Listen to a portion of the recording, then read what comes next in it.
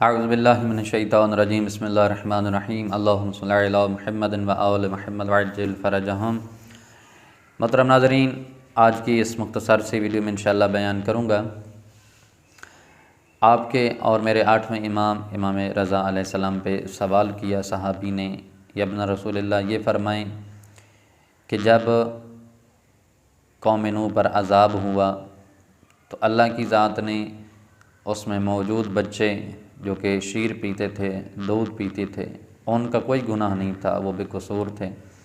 تو اللہ نے ان کو کیوں غرق کیا، ان پر عذاب کیوں نازل کیا، جبکہ گناہ تو کچھ اور لوگوں کا تھا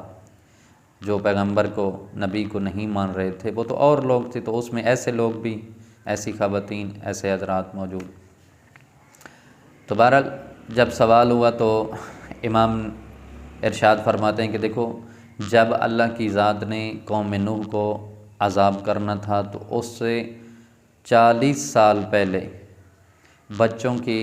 جو پیدائش کا سلسلہ ہے وہ بند ہو چکا تھا، یعنی کوئی بھی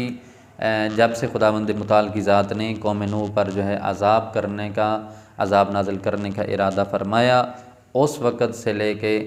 جب ہوا اس وقت تک 40 سال کا عرصہ بنتا ہے، تو معصوم فرماتے ہیں کہ اس عرصے کے دوران کوئی بھی بچہ جو ہے وہ پیدا ہی نہیں ہوا۔ تو معصوم فرماتے ہیں کہ جب عذاب نازل ہوا کوئی بھی ایسا بچہ موجود نہیں تھا کہ جو شیرخوار ہو، دودھ پی رہا ہو، بے گناہ ہو، معصوم ہو، اور وہ جو ہے عذاب خدا میں مبتلا ہو گیا ہو، غرق ہو گیا ہو، تباہ و برباد ہو گیا۔ تو معصوم فرماتے ہیں ایسا ہرگز نہیں ہے، اور خدا کبھی بھی ایسا نہیں کرتا کہ جو بے گناہ ہو اس کے اوپر جو ہے وہ عذاب نازل کرے۔ پھر معصوم فرماتے ہیں کہ ہاں، اگر جو اس زمانے میں ایسے لوگ جو تباہ و برباد ہوئے کہ جن کا قصور کوئی نہیں تھا، گناہ گار اس حوالے سے نہیں تھے، یعنی جو ہے وہ نبی کی جو ہے وہ تکذیب بھی نہیں کرتے تھے